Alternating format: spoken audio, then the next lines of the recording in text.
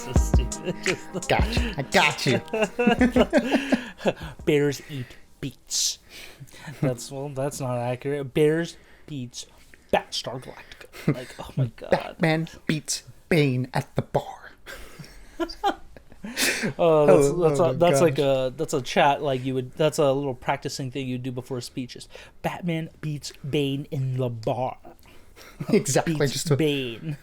just a math exercise. Welcome everybody. Welcome back to a spoiler edition of the Bodacious Rant with Burner and Why. We're gonna be talking about the Batman going into this. You know, like I said, it's a spoiler. Everybody, like, it's no holds barred. So if you want to see our non-spoiler thoughts on it, check out our non-spoiler video because that's up and it's there for your viewing pleasure. And we won't hold you accountable for getting spoiled on that one for sure.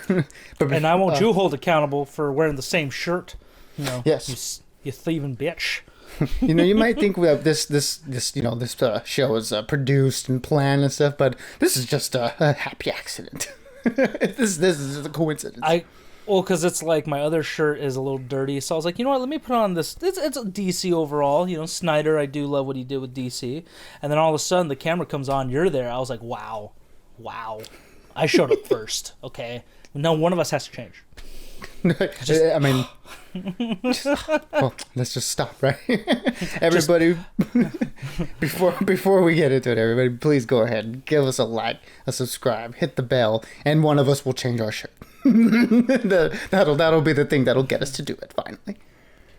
I mean, I'm not doing it, so you know you're gonna have to do it. I'm not. Well, I don't back down. Alrighty, man. Well, what do you think? Should we just get right into it then? Yeah, let's jump into it. Again, like he said, our spoiler-free review is up, so if you're still on the fence about it, check it out. But for those of you who have seen this movie once, twice, maybe 3 times, I don't know. I've already seen it 3 times, so has Burn. 2.8 times like us.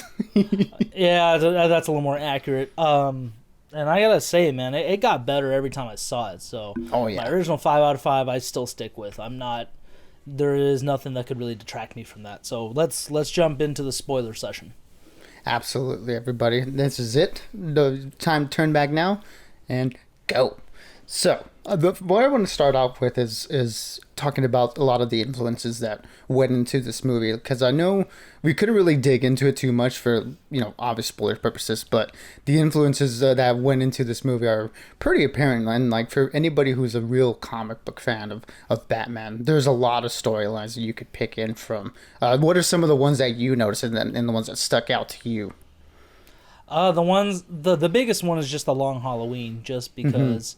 You know, the first crime that the Riddler commits in Gotham is the opening scene where he kills Mitchell Jr., the current mayor of Gotham. And it's on Halloween night. And then just with the narration come in, and I'm like, oh man, this is very much like that. And I haven't read the book, but I watched the part 1 and 2 movies early this year, if not last year. Right. And then just being a year 2 Batman, like where this took place in his very early stages. So that's why I've been telling people, I'm like, this is not the experience like Batman, like ninja kind of character that we're used to in the movies and all that stuff. So he's a very brash, brutal Batman. And he's still he's not the world's greatest detective yet. You know, he doesn't have all the best tech quite yet, but he's pretty formidable. I'm trying to think what's another really good comic storyline I found with it. You know, I think the Long Halloween and Year 2 are the only ones that really stuck out to me. I don't know if there was any others that you noticed, Burn. I mean, those are the 2 biggest ones. You know, the Long Halloween and Year 1. Year 1 also had a lot of influence in Selena Kyle's storyline. You know, where she, you know, she's sort of like this. This is like someone who's like down on their luck. You know, like. Here, like in Year 1, she was a prostitute. I don't think she was here. She just worked at the Iceberg Lounge, which I think is a little bit of a better interpretation of her. So yeah, like it's much more respectable interpretation. And yeah, the Year 1 with the short hair. That's why I kept thinking. The I'm glad pixie I wasn't cut. the only one. Yeah. So that was a huge influence. And then Zero Year and No Man's Land, with the way Gotham is kind of like isolated, and then Riddler flooding the city like he does in the movie. That those are the big influences that I see there. And then there are a lot of little like character specific things like to Batman. Like I know Earth One is a pretty big one, where in that comic he's very unexperienced too, and he's a little more utilitarian like he is in this movie. And definitely Alfred. I think Alfred is like almost exactly like the Year One version. It seems like a military veteran. He's the one who trained Bruce like how to fight and stuff. And then and just like the way he looks, like his little goatee, the cane that he's got. So Andy Serkis's Alfred, I think, was very heavily influenced by the Earth One comics by Jeff Johns, and excuse me, and then another big one that I know was a pretty big influence in this movie specifically, was like Scott Snyder's like run. He like tends to do a lot of the detective story. Now I know that the Court of Owls was like a big one in that one, and I do hope we get a Court of Owls story. But the sort of they like hinted a lot of Court of Owls, yeah. Mm-hmm. Like the inner monologue of like him like talking out. I like how they did the monologue in the beginning and the end of the movie. I thought that was something that they hadn't utilized in any of the Batman movies prior. But yeah, I did really enjoy that they brought that element into it, and for me, it was very reminiscent of Scott Snyder's run and how he characterized Batman and his like almost like addictive nature to this need to be a vigilante. I thought that was very apparent in this movie. Yeah, and oh my god, I just had it. Damn it, my thought's gonna come back to me. But I will actually no, it's not. The only thing I will say that I critique this movie for is that there wasn't enough Alfred for me. I thought Andy Serkis, he's such an underrated actor, both motion cap and non-motion cap when he's just a regular actor, and we just didn't see enough of him. But he wasn't the main focus of this movie, so that I can kind of get. I hope Matt Reeves and Pattinson do more movies, because I would love to see more of everything that we got. So, the No Man's Land you brought up, and I completely forgot about that. Yeah, and going back to the Earth One influence, and also the Telltale Batman game. I don't know if you've played that one, but Earth One and the Telltale Batman game are the ones that sort of delve into the Waynes, and specifically Martha being in Arkham and her having a history of mental health issues and stuff. And I think adding that element to this, this Batman here gives it a little bit of a characterization that I don't think we've gotten with the other Batmans, and kind of gives it an idea of like why his psyche is as broken as it is, and like why like this person would make the decision to dress up like a bat at night. Like this dude's got some issues, and this one gives it like sort of a lineage to that idea. Yeah, this and Joker, you never want to imagine, especially for a comic book character, his parents to be that messed up of people. Mm-hmm. But this and Joker really hinted at that. This one, not as much. Like, Joker was definitely from the Joker's point of view, or this one, well, it was just like secrets of the family. And that's what I appreciate about it. It's like they're not as clean cut as like they were in the Nolan movies and Snyder's and like the other Batman movies. So I really like that aspect of what Reeves did with that story, is that there's more to the family than meets the eye, especially the whole Martha being Arkham thing. I thought that had another great layer to that. Not so much to the insanity part, but just more of like world building, like, oh man, there's a lot more to this family than we know. So I'm really excited to see what they could take it, where they could take it. Yeah, it gives him sort of a little bit of more of an interesting history, because, like you said, like in the previous iterations in the movies, we've known the Waynes to be sort of like paragons of good values and virtues and all that, and them just being really like upstanding citizens. To hear they don't completely go into the way of Telltale, where they were like actual bad people, but. But here they added to like, yeah, they were people, like, Thomas Wayne made mistakes. He cut a deal with Falcone that led to his downfall, essentially. And then Martha being in and out of psychiatric wards and stuff, just something that is like beyond her control, and that someone else, this reporter was going to expose. And like I said, it adds a little bit more of a different element to the Waynes, and gives this iteration of Batman a little bit more to to like struggle with, at least in terms of like how he views his parents, and you know how this affects his mission, you know, and how he decides to fight for them, because that's essentially what he's doing, right? He's like, his parents were gunned down and he wants to make sure that no one else has to go through that, essentially. Yeah, I mean that's definitely one of the core elements of Batman, is that he's fighting in his family's honor, trying to, you know, do the best for Gotham, not only for himself and the citizens, but for his parents and what they wanted Gotham to be. So, yeah, exactly. And I think this segues into like perfectly into my next point that I want to talk about, and that's, you know, Robert Pattinson himself and his portrayal of this Bruce Wayne.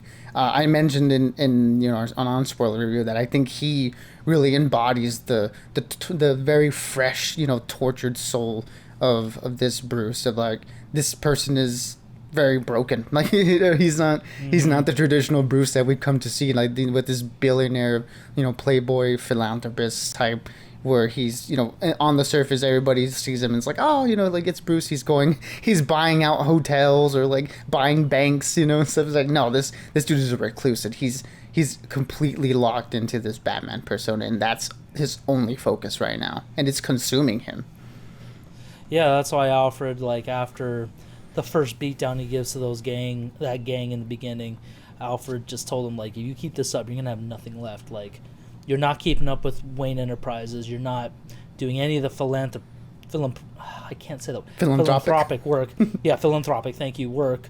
Like, he's just not doing what the Waynes did to keep business going. Like, he's saying, I understand what you're doing, but you have to be Bruce too. Like, you can't just let it go. And Bruce is like, I don't care. That's not my problem. My problem is this, and trying to fight for Gotham. Like, again, he's inexperienced in that he doesn't know how to balance both facets of life, you know, being Bruce Wayne in the day, being Batman at night. So that's what I really liked about this one. I think it was a perfect place to start in year 2, where, you know, well, we've talked about this before, and I think we talked about it in a non-spoiler, I don't remember, but we talked about how every movie has shown, like, the death of Martha and Thomas at some point. Like, so in BVS, they went through that whole scene, you know, Snyder style, which was great. Nolan's, we saw what happened with them. Batman Forever and the first Batman, we see them getting gunned down. So it was good to kind of just skip all that and just like, okay, this is where he's at. And his monologue was perfect to, like, really set the tone of where his state of mind is at. That he's like a hunter of the night, like almost not even human, just going after criminals, playing on the fact that he lures in the shadows, like lurks in there. So I really love those scenes where the guy who's dressed like a drophead and robbed a liquor store, he's all freaked out about going in the dark alley, like, oh shit, is he there? Because the signal's up. And then those guys, like, vandalizing the bank. the can rolls in. That was actually a really... There was a lot of horror elements in these scenes. Yes. That's what I loved about Matt Reeves, man. He's such a visionary in this movie. And just, oh man, I couldn't get enough of it. But yeah, exactly. I love this version of Robert. I think, well, Batman, but I think Robert Pattinson really nailed it down. And all honesty, I think he's my favorite one at this point. Like, it's him and Ben Affleck that are my favorite ones, but Pattinson's up there, man. Yeah, I mean, I have to say the same for me. I think he really knocked it out of the park, and I was on board with his casting from the beginning, just because I knew, like, the type of actor he had become. You know, that everybody goes to his Twilight movies because those are probably, like, the biggest exposure he had. You know, and that's been a point that he's made with his acting decisions, where he's lately just been doing a lot of indie films and stuff, and, you know, things like for people who have seen movies like The Lighthouse and Good Time and The Rover and Tenet, yeah, they know that, like, this dude completely disappears into the roles he's in. Like, when I'm watching the movie, like, of course, you know, I know that's Robert Pattinson doing it, but I'm like, I believe that this person is Bruce Wayne. You know, like, he disappears behind that role. And he did such a great job here, and I think, like you said, with him and Ben Affleck, they portray that sort of Batman that we know from the comics, the one who's completely dedicated to the mission, to a fault almost. And yeah, I think he did a fantastic job. And like you said, like in those opening scenes, it established it right away. You know, from the very minute we start hearing his monologue and that awesome shot of the bat signal like lighting up. I like how the opening scene established the bat signal sort of like as its own character. You know, like in the other movies we've seen it used before, but here we see the effect that it has on the criminals. Like you said, those guys just looking into complete darkness and being like, oh shit, like. Is he gonna be there? Yeah, am I gonna run into him tonight? Like, oh man, this is bad. I think this one was the most effective way of using that signal. Like, especially when he says it's not just a call, it's a warning. Because, you know, they kind of brushed over it in, like, The Dark Knight and then the other movies, but it just didn't have that... It didn't have that gravity that this one did, that you like again the perfect way they shot it was, you know, helicopters going over them and they're like, oh shit, am I caught? You see that bat signal, it's like, I'm not scared of the cops, I'm scared of this guy. So I thought that was really a lot of tension building in this movie was fantastic.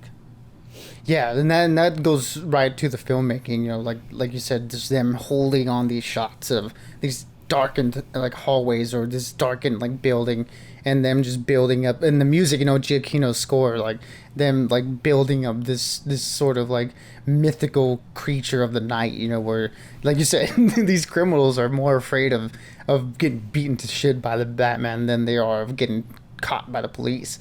I was like, man, like all of that was established so well from the beginning, and I think like you said, it had been touched on a little bit in things like The Dark Knight and a little bit in BVS too, when they raid that trafficking area. But yeah, I think it was used to best effect here. And like I said, the way this like 15 minutes establishes Bruce, where, you know, even when he's out there in the public, he's completely like covered just watching people. He even says that, you know, 2 years of doing this, like he has to like pick his targets and he has to decide where he's going to be and who he's going to take down. And the way he just like walks out when those goons are about to beat up on that guy in that like gang initiation, it looks like how he just walks slowly out from the shadows, like that setup of the other shots of the shadows, and like, is he gonna come out in here to see him emerge from that with like his heavy footsteps and stuff, and then we get that awesome beatdown that we've seen in the trailers. It's like, man, like it was from that I was like, this may be my favorite thing, my favorite Batman thing ever, like immediately from the beginning. Yeah, and that was one thing I kept telling people. What I loved about this is that you didn't just get other comic vibes. You got almost a lot of pop culture vibes in this. Like, the footsteps coming from the shadows just immediately triggered my Darth Vader moment, where it's just, you hear those footsteps and you know something's coming, and that beatdown is almost like when Vader puts his lightsaber on, like, oh shit, shit's about to go down right now. And I love the suit design too. It's very practical, very comic book like. But the biggest thing that really made me think of it when I saw it, and it looked awesome on him, was his cowl. How it's very form fitting, and there's like a little extra leather pad on the nose piece. That it was almost like Adam West's suit from the 50s or 60s, where it's drawn on the little plastic part, but it's like it's got that same vibe to it with the like not super long ears either, But the suit overall was very reminiscent of, I don't know if anyone's played these games, but you should, the Arkham Origins one, where even though that suit was a little high-tech, it was much more of a body suit, like an armored suit. So I got heavy vibes with that. And seeing him in action was like just perfect. I couldn't, like, I think Ben Affleck and him have the best fighting scenes of any Batman movie ever. Yeah, and now that we're talking about the action sequences, like, yeah, that scene in the beginning where, you know, he's beating up those guys, it's like, okay, like, we get to establish like this fighting style of this Batman, how he's not perfect, you know, he's very much a brawler. He's not to that level of that we see, you know, Ben Affleck in that warehouse sequence, but he's also not like Christian Bale where he just seems kind of just like throwing elbows and stuff. Like, this one was a lot more like a brawler, like I mentioned. So we got that scene there in the beginning where it establishes, you know, like him as a character. And then I really like that sequence of him like going into the Iceberg Lounge when he wants to question the Penguin. How, you know, he knocks on the door just like, you know who I am? and the other those Tweedledee and Tweedledum are just like, we know who you are. You better get out of here, bro. And he just beats the shit out of him, and he has that awesome fight in the club. I was like, this is dope. I like just the visual of Batman beating up goons in a club. I thought that was really cool.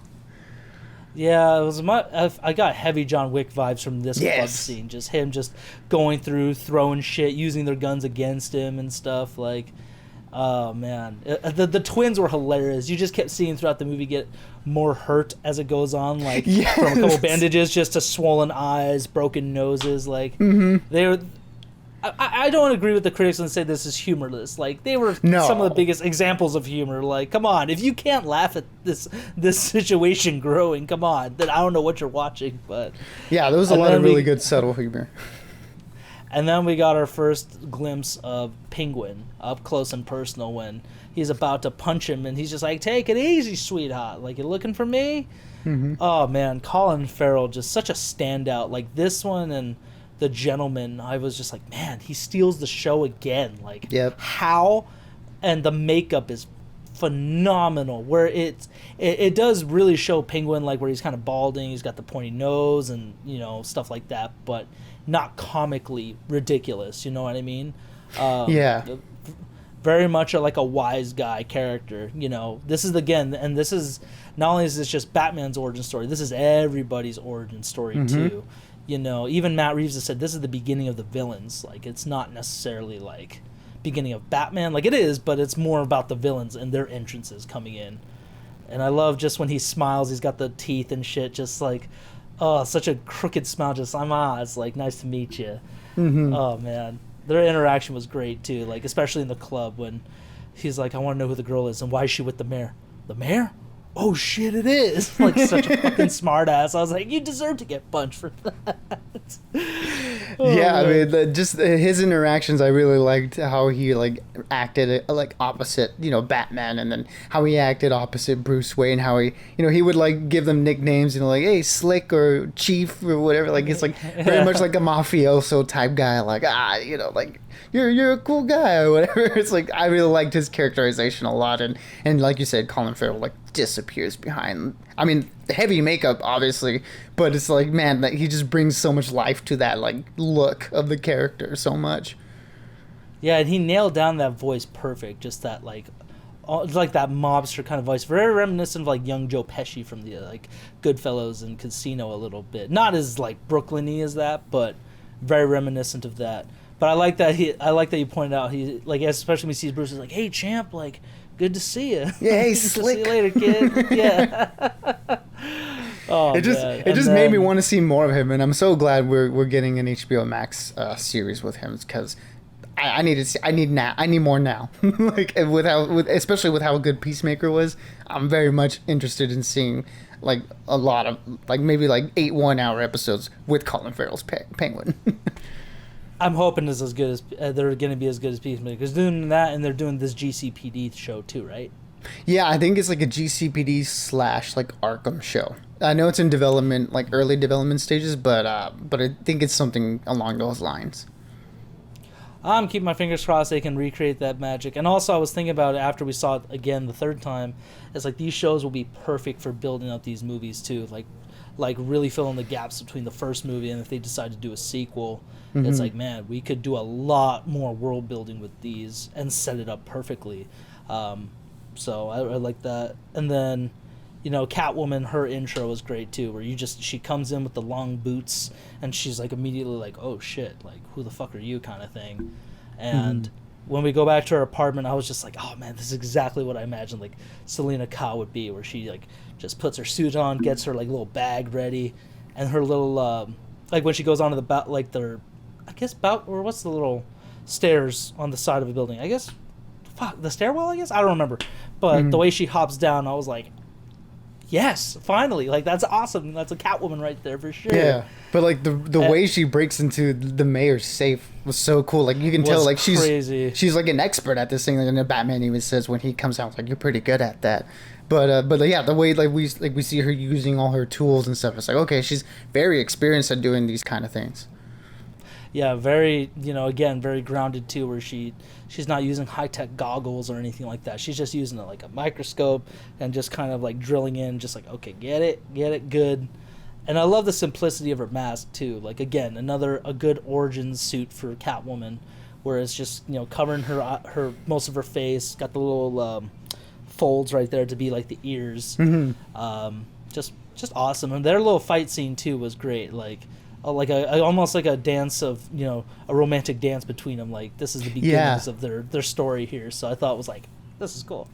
Yeah, almost reminded me of the Zorro fight with him and Catherine Zeta-Jones. I was just about to say that. Yeah, like I just kind of reminded that, especially because later in the movie, Falcone called like, "Oh, you're here with Zorro here," and it's like, what? Like, I don't know if he just such a smart ass thing to say, because his parents died when they took him to go see The Mark of Zorro. Like, that's the one movie that's usually referenced in his origin story. So.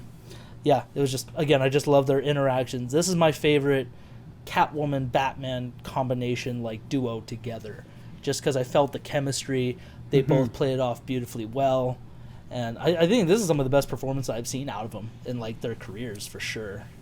Yeah, I mean, I love his interactions with Selena Kyle. How they they essentially have the same goals, but what divides them is sort of their approaches to those goals. And it's like, he's not willing to cross certain lines that she is, and we see how like she kind of uses like her like seductive power to like sort of like manipulate him almost into like getting what she wants. So I like that's always been a great part of their relationship, how there's this ebb and flow between them, like a give and take, and yeah, I think this movie handled that aspect so well, more so than the ones that we've gotten in the past. I know Batman Returns did it really well too, and to some extent The Dark Knight Rises also, but it just felt it came a little bit too late for that relationship to be like really well established. So that's why I like how they established it almost from the beginning here, because this is probably not the end of it, of what we're going to see between the two of them. So I'm glad that they established it, and then now we can develop that over possibly the next couple of movies. Yeah, I'm hoping. I definitely, again, I want to see more Zoe Kravitz in the cat suit, just because, I love her long nails too. She's very much like a perfect combination of Hathaway and Pfeiffer. Hathaway with like the practical like thieving suit, like her thief suit, but then the long claws, the drinking the milk. She's very much like Pfeiffer, like embodying the cat stuff. So especially when she has all the little cats in her apartment, and Batman just got a lot of cats. Like she's got like 3 or 4 of them, just everything for strays. So man, just love, again, Matt Reeves, just 5 stars, man. I love it. Yeah, I mean, I love that relationship, but I think the relationship that I do like the most in this movie is the Batman Gordon relationship. Like that Gordon was great. That buddy cop, that buddy copness. That just him and Jeffrey Wright. Jeffrey Wright just nails it, man. Like I just, again, like the way I like how Penguin talked to people, I like how Jeffrey Wright talked to Batman. Like, man, like hey man, or hey dude, like you really gotta go, or like, hey, we gotta get you out of here. Like that scene and between him and Batman when they're like investigating like all these different like crime scenes and stuff, and how again, like the humor comes in when he talks about like the thumb drive, and just like, oh, this guy's hilarious. Like he's very sarcastic and very just like sort of like, man, like I've kind of accepted like the craziness of all these situations that I'm getting to now. I think he played it so well. Yeah, like, it's kind of funny because he's best friends with a guy who like, not best friends, but he works with a guy dressed like a bat. So you wouldn't think that a thumb drive would get him, like literally a thumb drive. But I love that dichotomy. He's like, nah, I'm just working with the guy with the bat. But then all the murder stuff, he's just like, ugh. Like, he's so grounded, and I really love that what he did with this one. Jeffrey Wright was so great as Gordon. And it's kind of like, and I like how they establish how he's like kind of like, what's the best way to put it? Like how he's sort of like speaking for him, like where he's like he's the one that's bringing him into these crime scenes and stuff, and everyone, all the other police vouching for him. Thank you. Yeah. I don't know why it didn't come up to to the brain. I mean, he kind of did talk to him. He did kind of talk for him as well, because like Batman didn't say much. Like when near the end when they're at the Riddler's apartment, he's like, "Are you okay with this? He's touching everything, like ruining evidence." It's like, he's got gloves. Like Batman even could have told him like it's fine, gloves kind of thing. I don't know. Like I thought that was just perfect, but I get what you mean. He did vouch for him on a lot of stuff, and he's already setting that precedent. Like this was like the relationship I've wanted to see with Gordon and Batman, where they're very close in a certain way, and they work together constantly. So it's not like a secret thing. Like he's putting his job on the line for him. So I respected the hell out of that for him. Yeah, and especially because it's so early on, it's like they're the only two, like they only trust each other, and it's like, yeah, Gordon's bringing him onto these crime scenes to help him out because it seems like they've probably worked on some case in the past that established this relationship. It's something like the Wayne death is something that we didn't see established, so we're coming into it like a couple years in. So we can just kind of like jump into that, like they already have a shorthand and stuff, and I really enjoyed that they bounce off of each other so well, and because of that, he is the only one in the GCPD that he can seem to interact with, like you said, that one cop, and a lot of the other cops that see him in these crime scenes are just kind of looking at him, and I like how they did that, because usually in a lot of the other Batman movies we don't really get too much of that, like how other people in the room are reacting to like a dude in a bat suit like walking around a crime scene. Like I like how they call out in this movie like this dude's a freak, like they think he's weird, especially with that character Martinez. I really loved his sort of like how he personified like the whole the rest of the GCPD outside of Gordon, how he's just from the beginning, like he stopped, like you said, he stops him from going in, is like calls him a freak, and all throughout the movie he's just like, you can't be in here, why are you touching these things, don't do this. And then by the end, like he kind of just accepts, okay, and he kind of helps him out with that like final clue. I was like, I thought that was so perfect of an arc for him and sort of like the rest of the GCPD. Yeah, like he'll slowly start building a relationship with certain cops, like the good cops on the team. So that was great. And then just, I haven't talked about it enough, but Paul Dano is the Riddler, dude. Yes. That was, again, spot on casting. Like, because Paul Dano's played some really interesting characters over the years. And it's actually funny. I just remembered he was in Girl Next Door as a pussy or whatever, and he was. It's like, man, how do you go from that to this now, dude? It's crazy cool. Just his Riddler, man, the complete opposite. Like, him and Batman were two of the same side of that coin, where they both lurk in the shadows. One's trying to do good, his like the right way. The other one thinks he's doing good, but in the completely worst way. And that first scene, the whole introduction to him, just watching the apartment with the breathing under the mask, and then just hiding right behind Mitchell, like, man. So also, good. Mitchell's just completely unaware of his surroundings. He was drinking a little bit, but man, like you don't hear this guy wheezing behind you.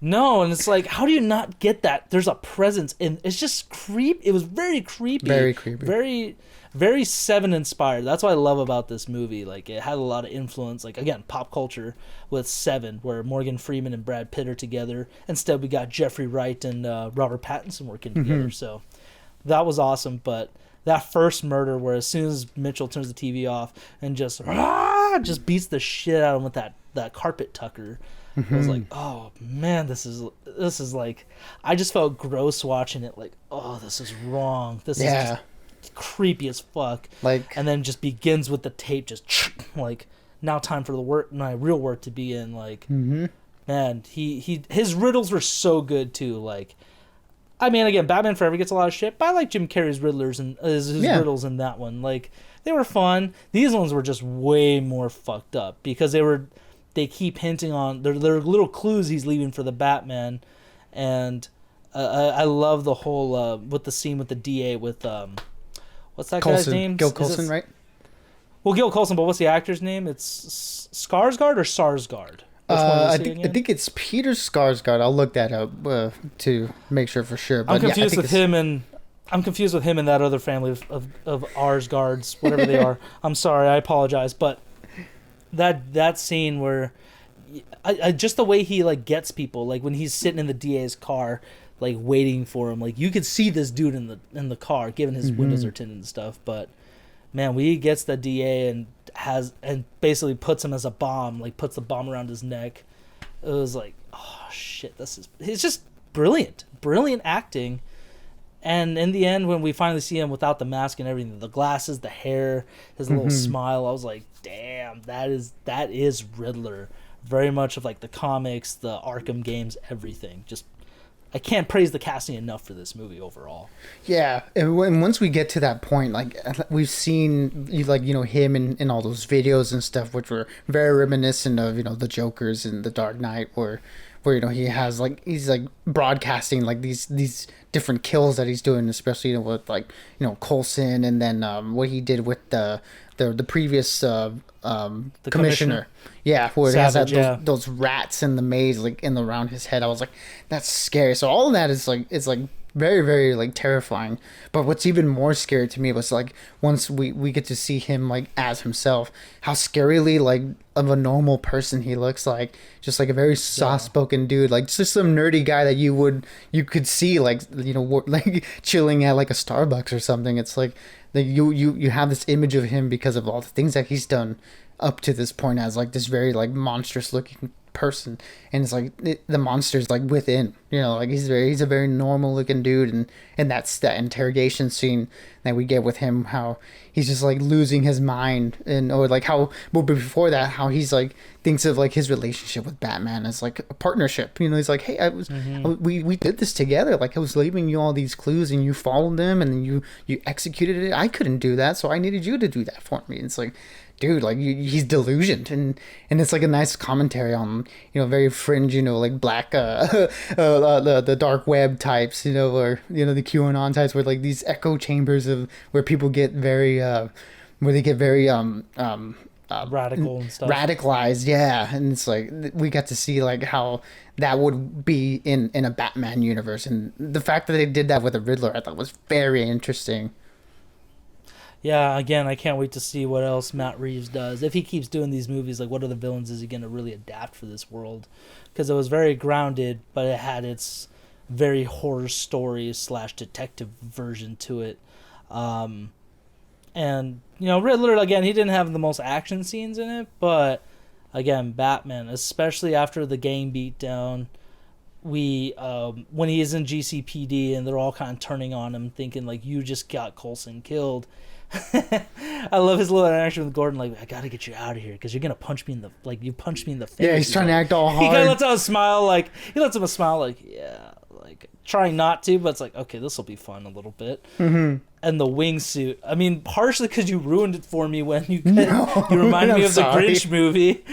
I mean, you didn't, but it did, because it's like, I can't see that scene without thinking really cool thoughts, and then just thinking of the Grinch, where, if you guys have seen the Jim Carrey one, where the Grinch does a crash test for his sleigh, and he just gets mangled. That's kind of what happened with the wingsuit, where such a cool moment, just him zipping up, like pulling a thing, it opens up, and just he's gliding through, like he hasn't perfected his gliding yet, and he hits the freaking freeway just with the parachute and stuff, like gets up, just I just thought of the Grinch, just ow, just airbags a little slow, but that's what these tests are for. As soon as you told me that the last couple of times, I kept laughing. You heard me laugh. You knew it was coming. Yeah, so it's like, I hate you. But I mean, I know I really like that scene, because we get to see, like, yeah, this is a guy that's not fully established. He's not, you know, he's not the Batman that we know that would glide off with his cape, you know, like he has to use this squirrel suit and stuff to fly down. So and the landing is not good for him in particular. But no one would deny it. Just I really like that. Again, I love the setup for it. He just runs to the roof, and then, like, okay, just like, zips up, like, all right, let's do this, like, and just drops in. That was really cool. And then, oh my god, the Batmobile. That was one of the best freaking introductions I've ever seen for that car. Like, so awesome. Very awesome. Like, the first one wasn't, the Batman Begins one wasn't bad. We're just, I'll get my car, like, I brought mine, like yours, and you just see it come from the shadows. This one was just, the whole shootout was great, and Penguin just being the beginning of his gun runner days, with just like the Uzi, just like a gangster. And then you hear that car just, and that engine had so much power behind it. Yes. The pistons were taking time to fire up. The exhaust was kicking in. It was like, holy shit, this is a little scary. Like almost like the Devil's car, where it, like you see blue because of his like exhaust engine, like the booster in the back is firing up, and then the engine in the front turns red. It was like, even I was thinking, like, if I was in Penguin shoes, I'd be a little scared too. Like, what the fuck is that? Yeah, I was very much in Penguin shoes. Like, I just love that how I was like pushing into all the different elements of the car firing up, and then pushing back in Penguin's reaction, just like, what the fuck is that? Like, just the sound of it, and just the again, like how they established like the bat signal and like Batman as like characters with, you know, the sounds and the cinematography. They made the Batmobile a character, like its own creature of the night in this scene. Yeah, it was very much like a freaking monster of itself. Like, I think it's the most threatening Batmobile I've ever seen. Oh yeah, like, by far. And then when he does a little inch forward, Penguin's like, just get the money, go, just go, get the fuck out, everybody panic. And that car chase was so well done too. Just, I think the way they set up the cameras was really smart. How Penguins is showing the Batmobile behind, like he's always looking at his shoulder, like he's the one being chased for sure. And then Bruce, you see him, like his angle, like it's looking at him, but from a different side. So he's he's very much the pursuer in this. So I thought it was very well done. And just like how he just, yeah, like how they like you said, they were mounted onto the car, so it really felt like you were inside this car chase. You know, a lot of car chases would normally pull back and show you like the cars from a distance, but the fact that we're like on the car itself, it adds that next level of tension. Yeah, it was very well done. Very simple, but it set the tone for this scene and really put you in both of their shoes. Like, Batman, you're trying to get after him. Penguin, you're just trying to get the fuck away from this guy. And the end where he thinks when he caused the accident with the truck, he's just like, I got you, thinking I won. And then him just powering through the fire, like, oh shit, that's horrifying. Oh man, that was great. And what's another really good action scene? I will say the fight in the Gotham Square at the end, where we get to see like a lot of those elements that we traditionally know of Batman, you know, with the glass ceiling, you know, exploding and him flying in through that and then just beating the crap out of all these guys. Very like Arkham inspired almost, you know, just going from person to person, boom, boom, boom. Yeah, very much got more Arkham vibes in that one. Like that, like Ben Affleck's warehouse scene, Robert Pattinson's, you know, scaffolding of Gotham Square. But I really did like the hallway scene too, where yes, Selina's going after Falcone because she reveals that, oh, he's my father, which reminded me of the animated movie, The Mystery of the Batwoman, because one of the main Batwoman in that movie, like there was 3 of them. Her dad was like the mobster that's involved in the whole story. Yeah. So I thought that was kind of a good little, again, it added more of a layer to Selina, where she's not just a common criminal. Like, she does have purpose, that she does come from, you know, like everybody has their own origins, like hers and Bruce. Like, she's very much of an orphan herself too, and that's where they kind of found their footing a little bit with each other, the respect for each other. And you know, just when the lights go off, you hear the gunshots and Falcone's, but then the elevator comes up, nothing's there, and the guys are like, oh shit, pointing their guns at it. And just where you see the gunshots just show him like either going off the suit, like he's beating the shit out of him. I was like, this is awesome. That's, again, another perfect Batman scene right there. But yeah, an absolutely awesome sequence, and it mirrors a sequence that Matt Reeves did in his War for the Planet of the Apes movie, where, you know, where there was that infiltration into Caesar's home when they went and assassinated like his wife and kid, and his buddy Rocket comes up on that guard, and that, you said it's like it's same sequence, like a dark hallway. Where, you know, the only light source that we get is the flashes of the gunfire, and like you said, in this scene, it's just like we get to see him take down one guy, boom, boom, and it's only lit up by the muzzle flashes and stuff. So freaking cool. Very cool. But like you said, the Gotham Square scene was great because, you know, when he's just coming down with the glass like the cape flow and everything, and his constant the dual wheeled grapples, the dual wheel grapples, cool. Man. Very well done. That's the moment I was like, this is exactly like Like this is another example of why he's maybe the best Batman, and the Riddler dudes are just trying to shoot him and stuff.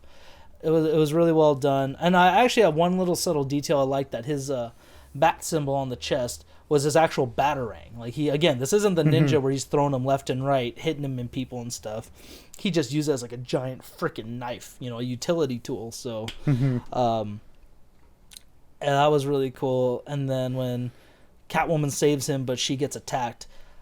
This is another little Easter egg I really loved, is that you pull out that vial. You actually pointed this out to me because I didn't think about it, but when we saw it again the other night, I was like, oh shit, you're right, where it's like a green vial, opens a part on his suit, stabs himself with it, and just, like, it wasn't just typical adrenaline. It was, he was pissed and had a lot more energy, like, definitely hinting at a future with Bane and like Venom and stuff like that. So in my really head cool. canon, at least, I'd like to think that that's Venom, just simply for the fact that the liquid itself was green, and the way he just injected it into himself, because traditionally, like, that's not how adrenaline, like real adrenaline works. You would have to like inject someone into the heart to get even like a remote similar reaction to that. Yeah.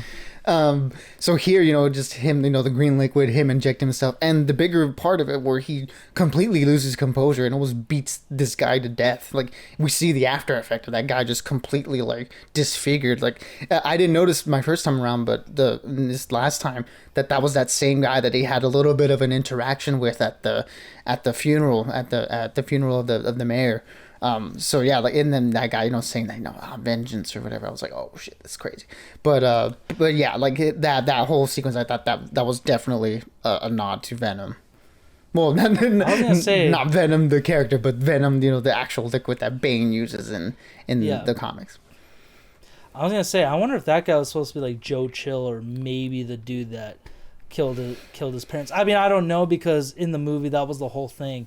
No one ever truly knew who it was, or at least we'll never find out, because Maroni's in jail, so we can't prove he did it. Falcone got gunned down in the alleyway, so it's like he did say his secrets go with him, so we never found that out for sure. But Alfred, even he's like, I tried figuring it out. I've thought of it for nights, and he tried to search for him, but couldn't really turn up any solid evidence, because he's like, Falcone would be the only one most likely person who would have put the hit out on them. So, it's, I kind of like that too. That's not definitive, like, who killed Martha and Thomas, because the Nolan verse hung on the fact that it was Joe Chill. Snyder never really touched upon it. Like, we don't know who did it. No, like, it could have been Joe Chill, or it could have been just like any regular guy. Just any guy. And then in Burton's verse, it was Joker who killed his parents. But, yeah. We'll never know. At least maybe unless he decides to reveal it later, but maybe it's better they don't, just because it's another layer to this story. Yeah, it's one of those things that we don't need to, again, revisit. The main point is that they did die, and that had a huge traumatic effect on Bruce's. So, who did it doesn't really matter too much as what that situation did to Bruce. Yeah, and then the other Easter egg that I thought of in the very beginning was with the DA, when Riddler's asking the riddles about justice and who he's trying to protect, and he says, you don't get it. This is bigger than you think. They're all watching me. It's the whole system. And given we find out that Carmine Falcone has like the DA, the cops, everybody in his pocket, but I was like, nah, it was more scary than that. I feel like I got the vibes that the Court of Owls are involved somehow. That would be a really cool storyline to introduce, is that besides Falcone and the that part of the crime, it's like the Court of Owls are really the ones pulling the strings in the secret society in Gotham. So, I don't know. That was one of mine. Any other? What other Easter eggs did you see, Burn, or did you point out? I mean, the whole what was it? Edward Elliot, that one reporter. Yeah. The reporter that was about to out the Waynes and their dirty secrets. That was with definitely hush. Yeah, with the words hush, like splayed over in the Riddler broadcast that he put out. Yeah, I mean, I think that was definitely a little bit of a nod to the Hush character, to Thomas Elliot.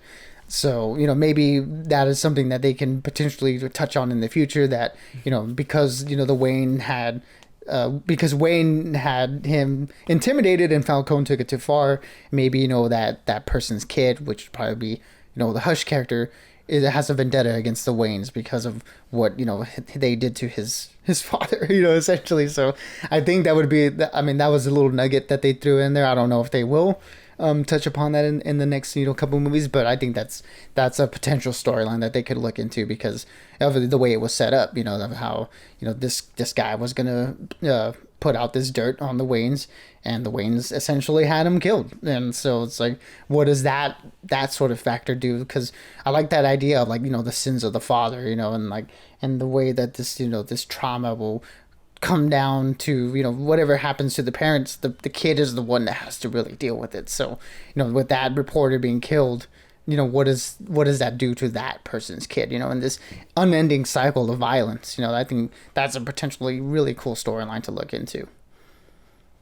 Yeah, and another reason why I really like The Long Halloween, I got most vibes from it, was when Falcone first meets Bruce at the funeral, the memorial for the mayor, and it was right out of the Long Halloween Part 1 movie where he's like, I got shot right here, and I couldn't go to the hospital, so I went to Wayne's doorsteps, and he did surgery on the kitchen table.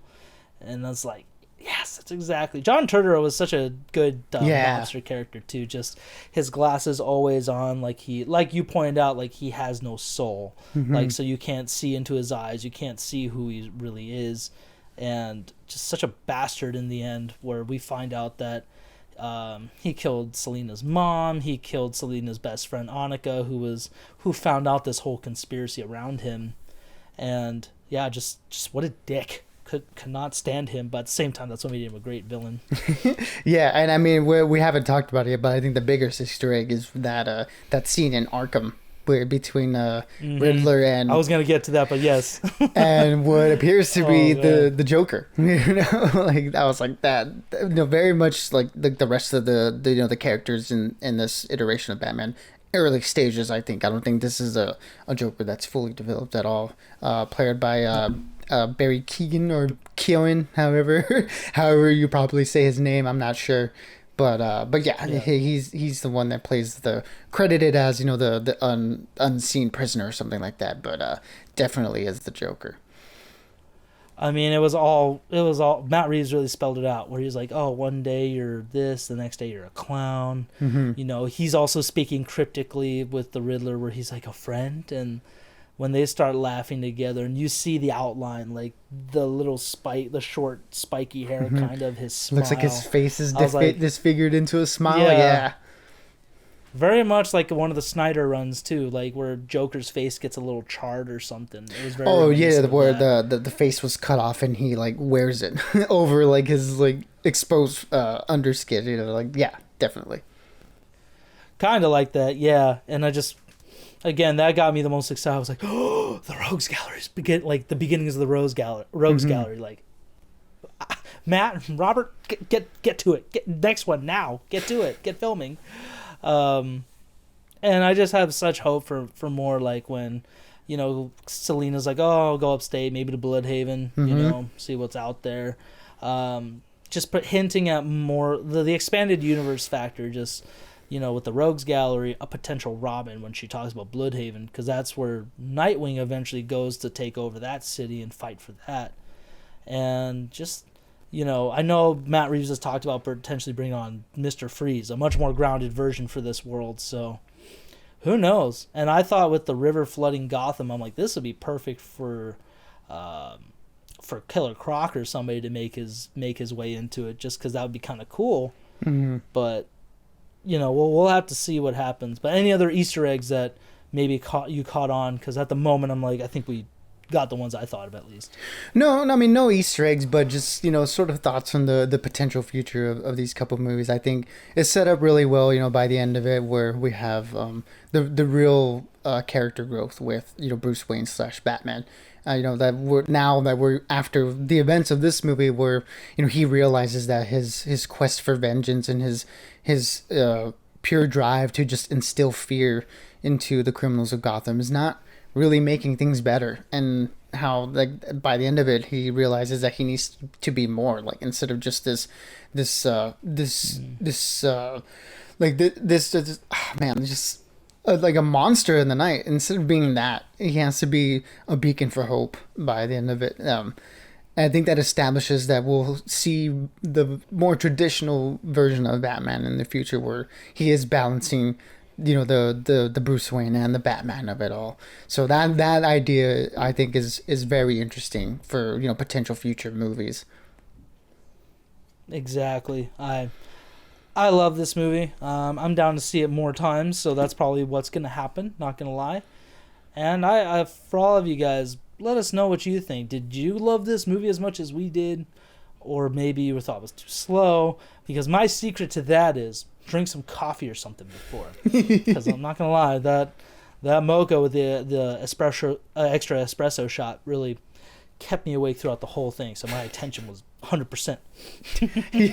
No, straight up, that definitely did help. Not that I was like bored or tired of the other times, but it is a long movie, and it does demand a lot from you. So to be like as aware as you can during it led to me being able to see all these things that I missed the first couple times around, and pick up on a lot of these subtle things that I didn't the first time. So definitely a little bit of a liquid help, I would say. Exactly, but like I said, guys, let us know what you thought in the comments. Share us around. Just keep the conversation going as always. And this is definitely the movie to kick off the year for sure. So can't wait to talk about other upcoming shows and movies with you guys, especially the DC stuff. DC's hitting the ground running so far this year, so I can't wait for more. Yeah, exactly. I'm very excited to see again where the future of this Batman franchise goes in the movies and on HBO Max, and I'm very excited to see what else is coming from the DC side of things. Where again, like we saw in the trailers beforehand, they showed that that DC little sizzle reel. We got Shazam. I mean, not Shazam. We got Black Adam, and then we got Flash, which looks great, and then we have Aquaman, and I know they didn't put it in the scissor reel, but I know we have Batgirl coming out too. So a lot of things to be excited for on the DC side. Yep, but until next time, everybody, stay bodacious, keep on ranting, and we'll see y'all next time. Exactly, everybody. Be good, be safe, and then let us know what were your favorite parts of the movie. What are things that stuck out to you that we possibly missed? And yeah, just keep this discussion going, because there's a lot to talk about in this movie, and I really enjoyed it. Rye really enjoyed it, and we hope you guys really enjoyed it too. Peace out, everybody. Adios, everyone.